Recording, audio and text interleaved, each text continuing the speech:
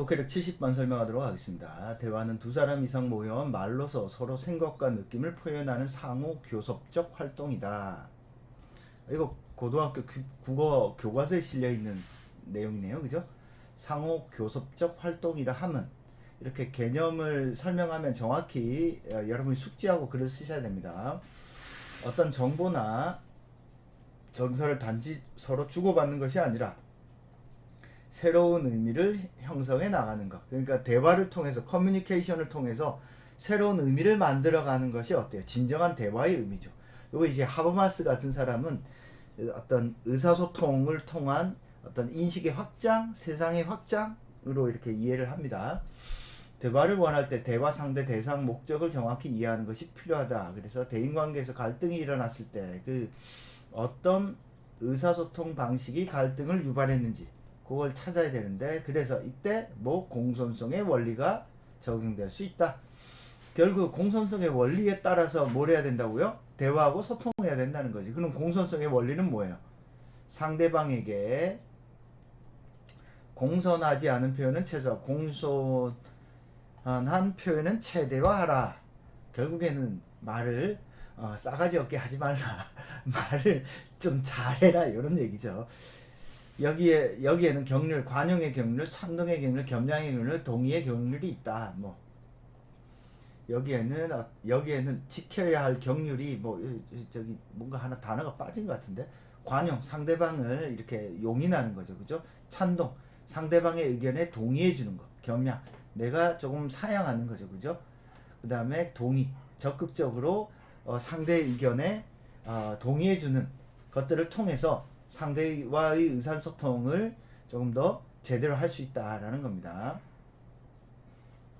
그 다음에 의사소통의 장애를 최소화하기 위해서는 자신의 생각과 느낌을 전달하는 것만큼 상대방의 입장을 이해하려는 노력.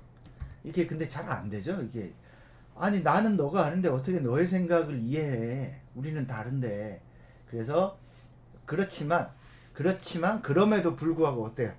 나는 너가 아니지만 그럼에도 불구하고 너의 느낌과 정서를 이해하려는 노력. 그게 뭐예요? 공감적 듣기죠.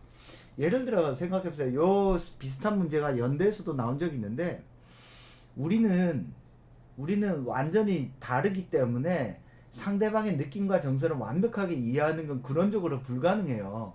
그렇기 때문에 소통한다라고 하는 건 근원적으로 어렵습니다. 그럼에도 불구하고 우리는 끊임없이 소통하고 커뮤니케이션 하면서 서로 상호 이해에 도달을 하잖아. 그런 맥락에서 보면 끊임없이 소통하려고 하는 어떤 노력이나 시도는 인간의 어떤 이해의 폭을 늘리는 데 큰 의미가 있겠다라고 할 수 있겠습니다. 특히 여러분들 동물 키워보시면 아시겠지만 얘가 배가 고픈지 화장실에 가고 싶은지 이런 걸 알잖아요. 서로 종이 다른 동물도 이렇게 공감을 하는데 왜 인간끼리는 그렇게 적대시하고 그래요?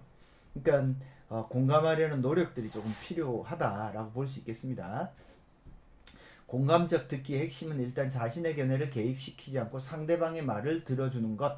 그래서 상대방이 어떤 의도로 말을 하는지, 그래서 무엇보다 수용적 태도로 상대방의 말을 경청하면서 상대방의 어떤 의도를 잘 이해해야 돼.